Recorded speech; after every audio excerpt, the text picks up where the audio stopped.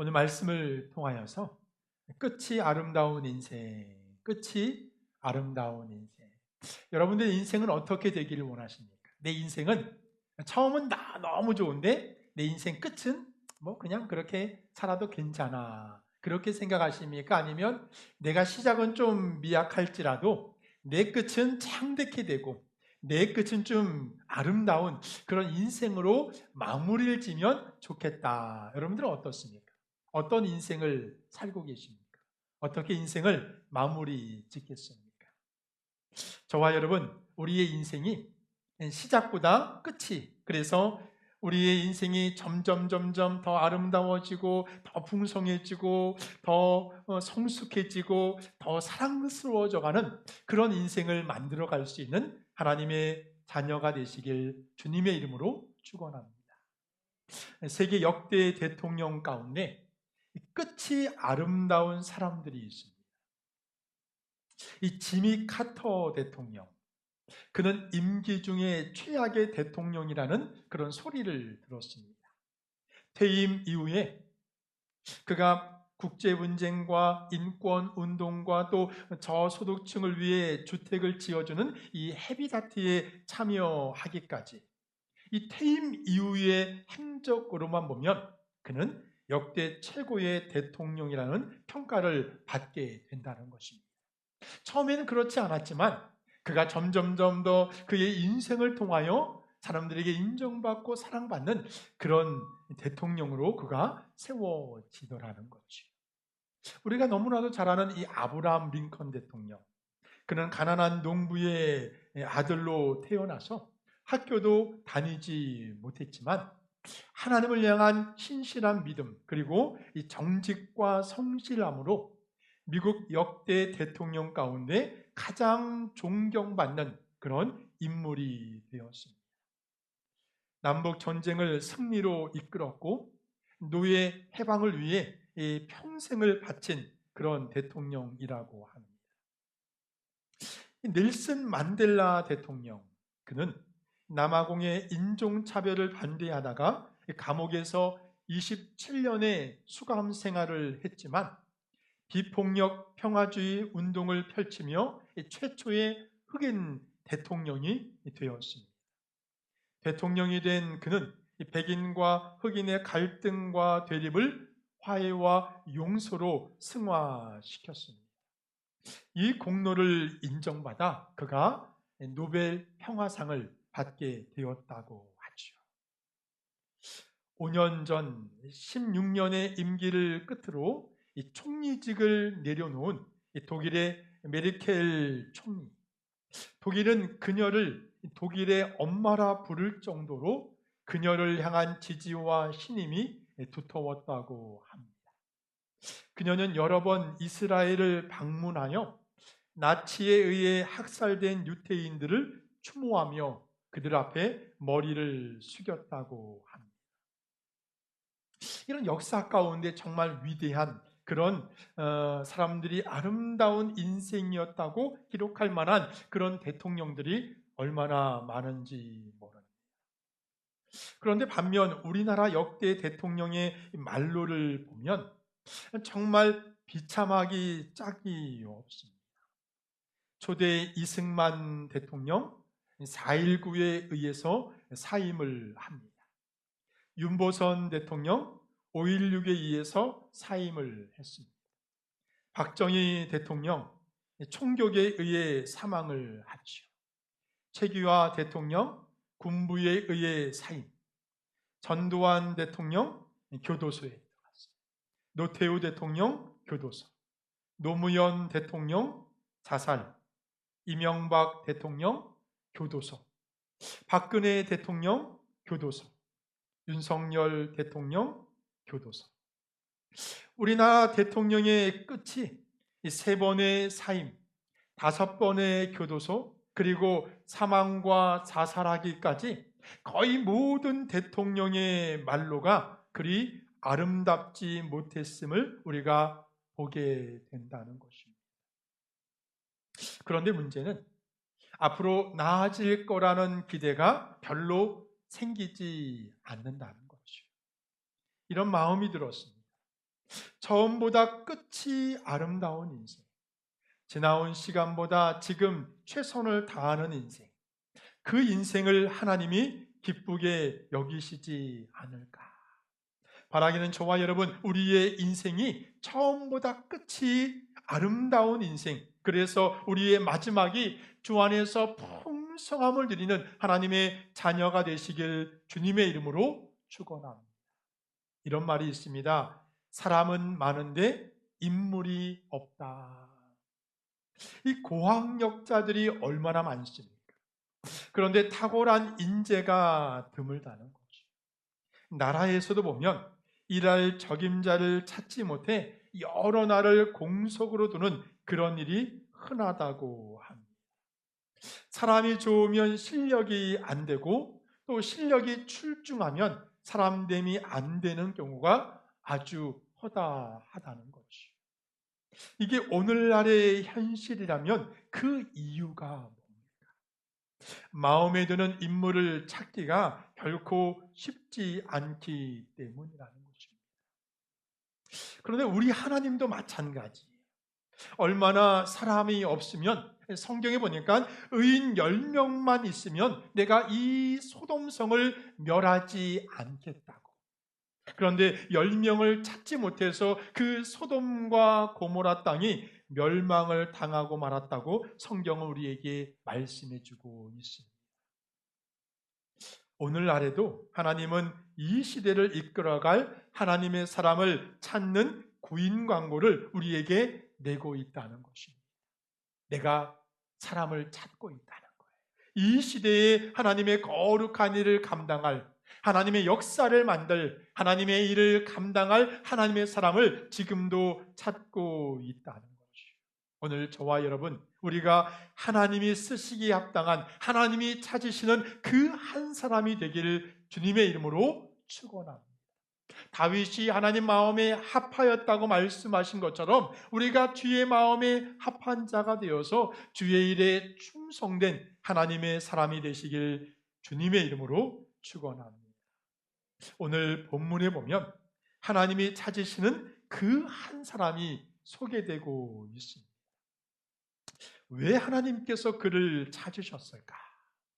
성경의 인물 중에 그 사람만큼 자기 백성을 사랑했던 사람이 아마 없기 때문일 것입니다.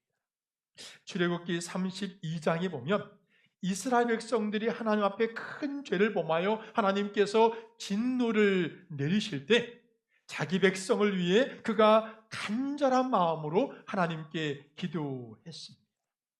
그 기도의 내용이 아주 충격적이에요. 우리 한번 성경을 볼까요? 출애굽기 32장 32절 말씀. 우리 한번 같이 읽어봅니다. 시작. 그러나 이제 그들의 죄를 사하시옵소서. 그렇지 아니하시오면 원하건대 주께서 기록하신 책에서 내 이름을 지워버려 주옵소서. 예전에 성경에는 이렇게 기록합니다. 생명책에서 내 이름을 지워달라고. 다시 말해서 생명을 건 기도를 했다는 거예요. 이 백성을 살려주지 않으면 내 생명도 걷어가 달라는 거지. 이런 지도자를 둔 이스라엘 백성들 참 부럽지 않습니까? 그가 누구냐면 이 출애굽의 주인공 바로 모세라는 것입니다. 우리나라에도 이런 모세와 같은 자기 백성을 사랑하는 지도자, 그런 지도자가 우리 가운데 세워지기를 위해 우리가 기도해야 할 줄로 믿습니다. 광복절을 맞이해서 정말 독립투사로 이 땅을 위해, 이 땅의 백성을 위해, 이 나라를 위해 정말 사랑했던 수많은 선열들이 이 땅에 있었음을 우리가 보게 됩니다. 그런데 반대로 이 나라를 팔아먹고 이 나라의 역적이었던 수많은 사람들, 그들이 후대에 잘 사는 모습을 보고 사람들이 분노하는 것을 보게 됩니다. 그런데 오늘 본문의 모세는 자기 백성을 얼마나 사랑했던지 그가 자신의 생명을 건 기도를 주님 앞에 드렸다는 거예요.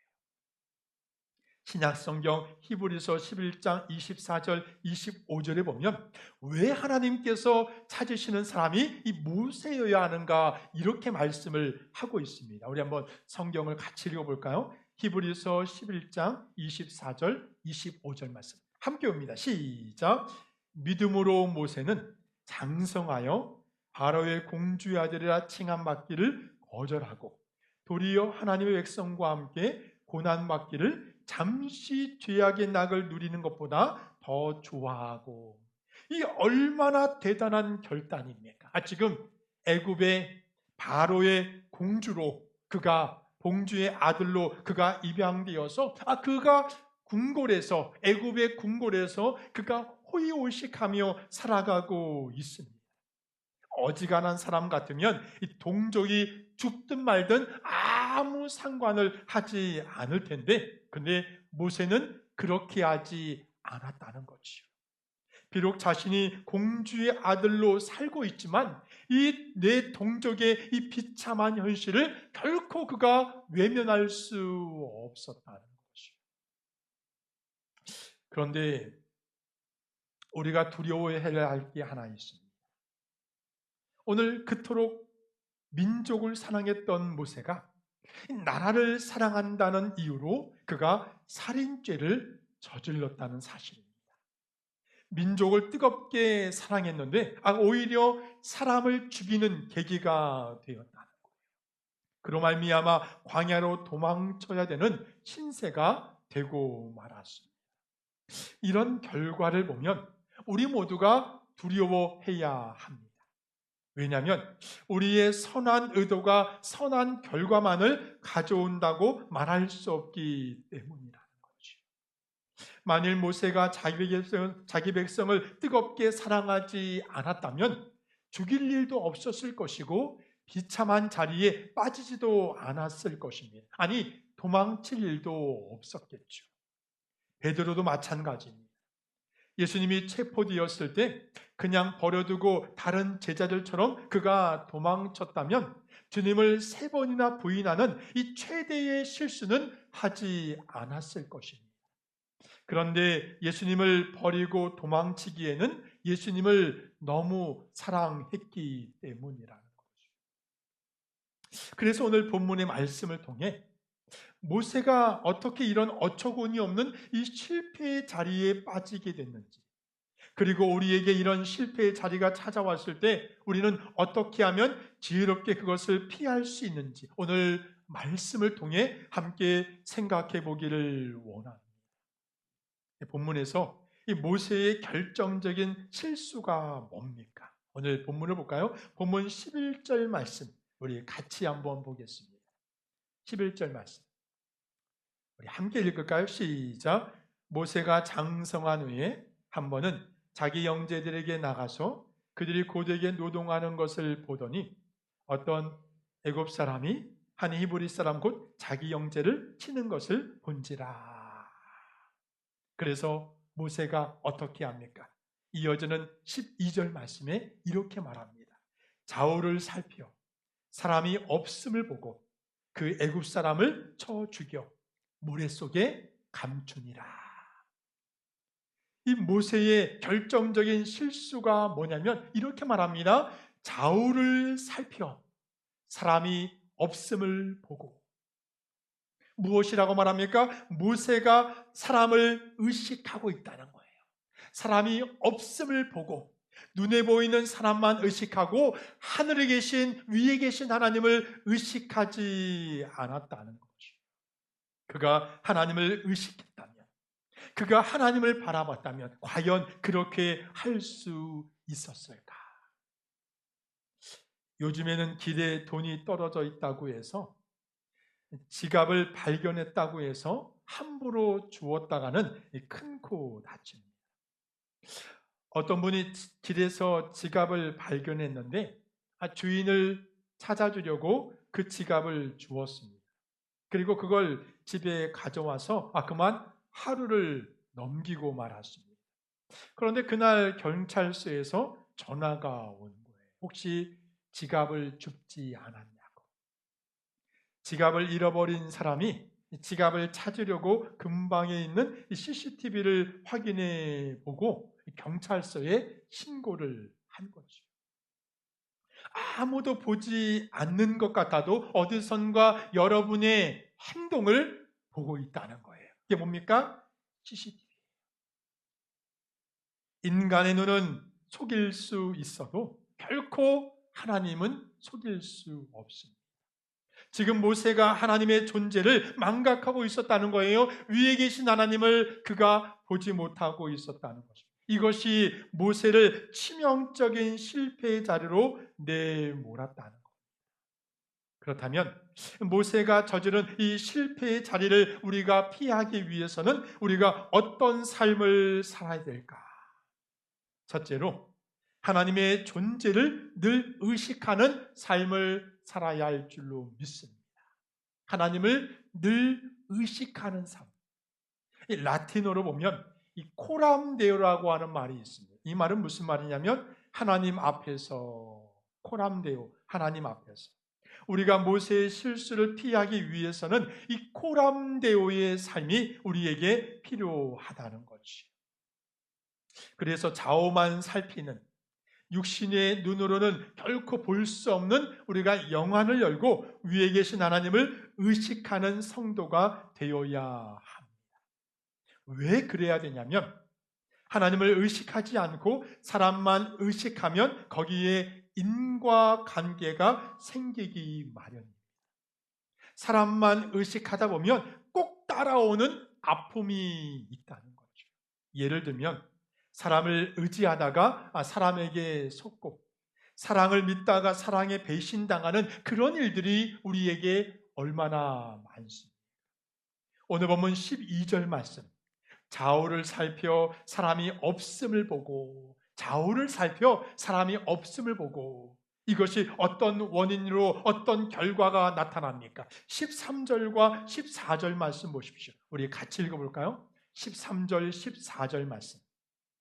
함께 읽습니다. 시작. 이튿날 다시 나가니 두 히브리 사람이 서로 싸우는지라 그 잘못한 사람에게 이르되 내가 어찌하여 동포를 치느냐 하며 그가 이르되 누가 너를 우리를 다스리는 자와 재판관으로 삼았느냐 내가 애굽 사람을 죽인 것처럼 나도 죽이려느냐. 그랬더니 어떻게 되었다고 말합니까?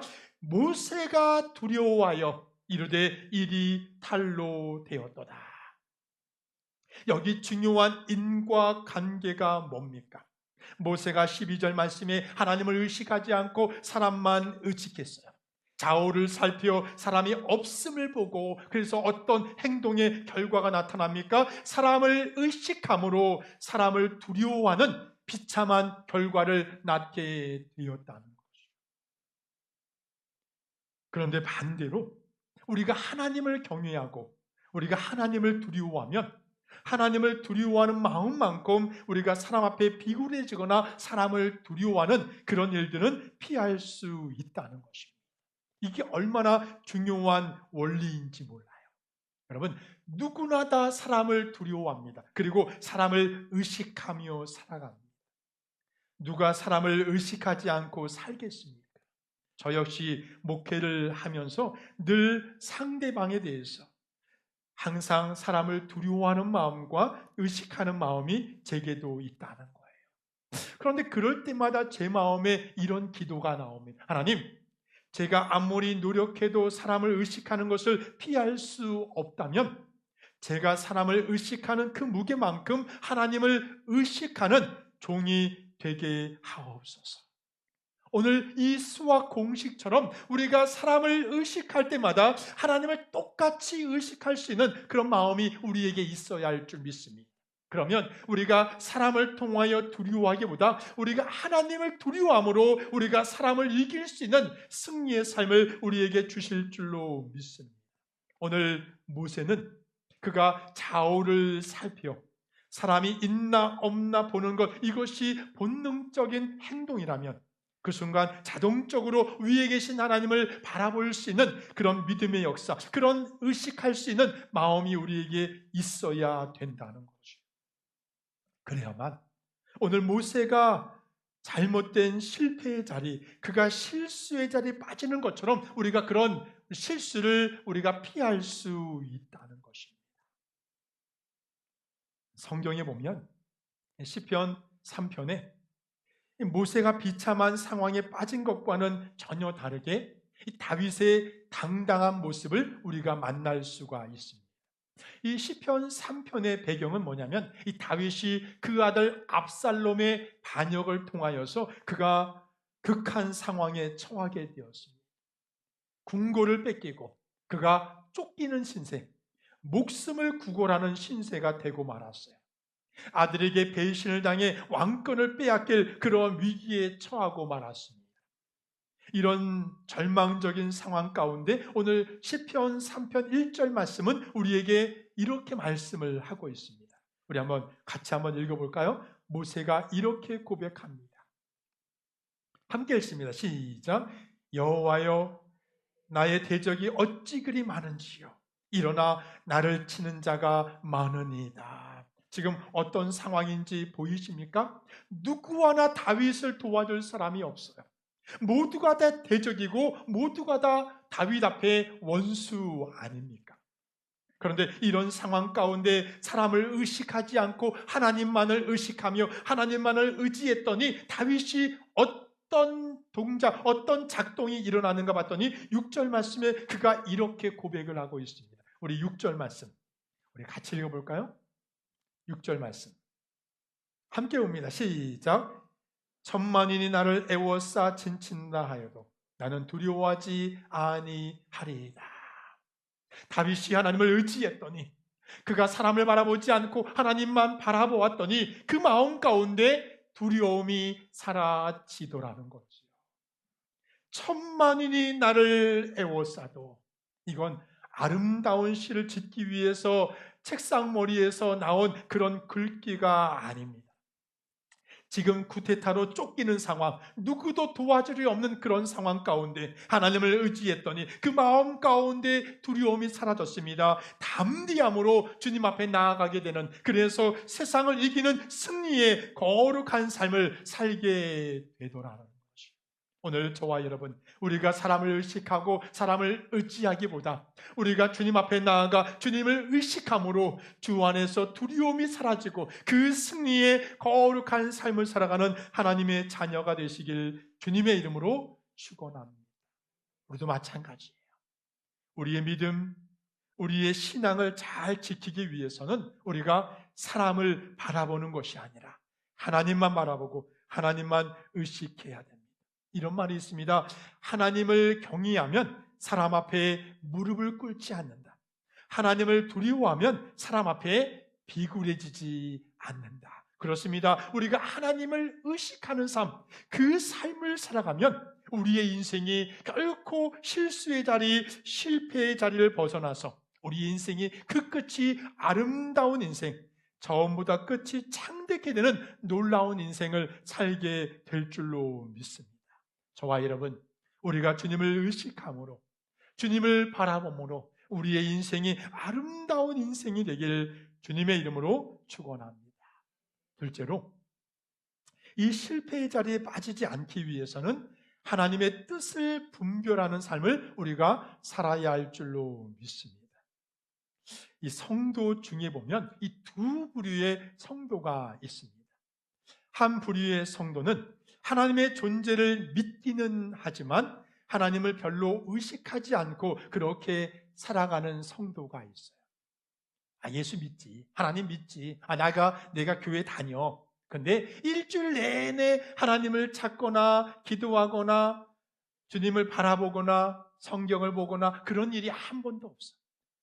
주일날 딱 한 번 예배드리고 나머지 모든 시간은 내 마음대로, 내 생각대로, 내 의지대로 살아가는 사람. 그 사람은 결코 주님을 의식하는 사람이 아니에요. 그런데 두 번째 부류의 사람들이 있어요. 날마다 하나님을 의식하여 내가 어디로 가야 되는지, 내가 무엇을 해야 되는지 그것을 묻고 주님을 따르는 그런 성도가 있다는 거죠. 쉽게 말해서 우리 교회 성도들 중에는 저를 담임 목사로 인식하는 분들, 모두가 다 인식하고 있죠. 그런데 그렇게 인식만 하는 것이 아니라 늘 담임 목사 가까이서 묻고 따르며 신앙생활하는 사람들, 그들과는 전혀 다른 신앙의 삶을 살게 된다는 것입니다. 그래서 우리가 하나님을 의식할 뿐만 아니라 그분께 늘 우리가 가는 길을 묻고 그분 앞에 나아가고 그분 앞에 기도하는 삶을 우리가 살아야 할 줄로 믿습니다. 이런 면에서 보면 시편 143편 8절 말씀이 하나님의 뜻을 분별하는 우리의 모습이 되어야 되지 않을까. 우리 한번 성경을 같이 볼까요? 시편 143편 8절 말씀 함께 읽습니다. 시작. 아침에 나로 하여금 주의 인자한 말씀을 듣게 하소서. 내가 주를 의뢰함이니이다. 무엇을 의뢰합니까? 내가 다닐 길을 알게 하소서. 내가 내 영혼을 주께 드림이니이다. 아침에 나로 하여금 주의 인자한 말씀을 듣게 하소서. 어떤 말씀을 듣습니까? 내가 다닐 길을 알게 하소서. 저와 여러분, 우리 매일의 삶이 아침마다 하나님 말씀을 듣고 주를 의뢰함으로 내가 가야 할 길을 주님 앞에 인도받아 우리가 주 안에서 형통한 삶을 살고 주님이 내 길을 인도하심으로 그 안에서 복을 받는 주의 자녀가 되시길 주님의 이름으로 축원합니다. 성경은 이렇게 말합니다. 아침에 나로 하여금. 정말 중요해요. 여러분, 아침에 일어나면 가장 먼저 무엇을 합니까? 어떤 분은 TV를 켜고 어떤 분은 신문을 보고 어떤 분은 화장실로 따라가요. 근데 우리는 무엇을 합니까?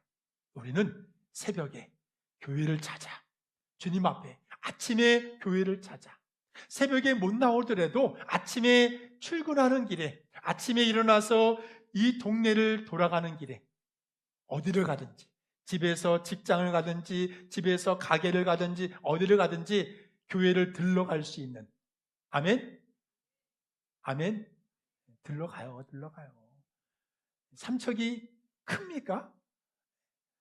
삼척 시내가 끝에서 끝에 가면 차로 5분이면 가지 않아요?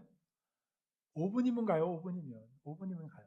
저 끝에서 여기까지. 저 원주 아파트에서 저쪽 여기 삼초까지 5분도 안 걸리네. 그러면 교회를 딱 들러가지고 기도하고 직장을 가고 교회를 들러서 가게를 가고 교회를 들러서 집을 가고 아멘?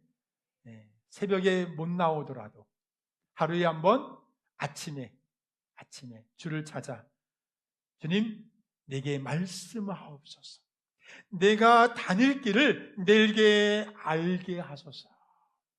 내가 내 영혼을 주께 드림이니이다. 이 시편의 기자처럼 우리도 그런 삶을 살아갈 수 있는 하나님의 자녀가 되시길 주님의 이름으로 축원합니다. 왜 그래야 되냐면 예레미야 4장 22절 말씀에 보면 우리 인생을 하나님께서 이렇게 규정하고 있어요. 우리 한번 성경을 볼까요? 예레미야 4장 22절 함께 읽습니다. 시작.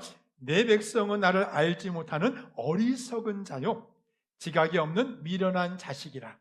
악을 행하기에는 지각이 있으나 선을 행하기에는 무지하도다. 하나님이 바라보시는 인생의 모습, 인간을 대한 이의 모습이 딱 이 정도라는 거예요. 내 백성은 나를 알지 못하는 어리석은 자요 지각이 없는 미련한 자식이라. 악을 행하기에는 지각이 있으나 선을 행하기에는 무지하다.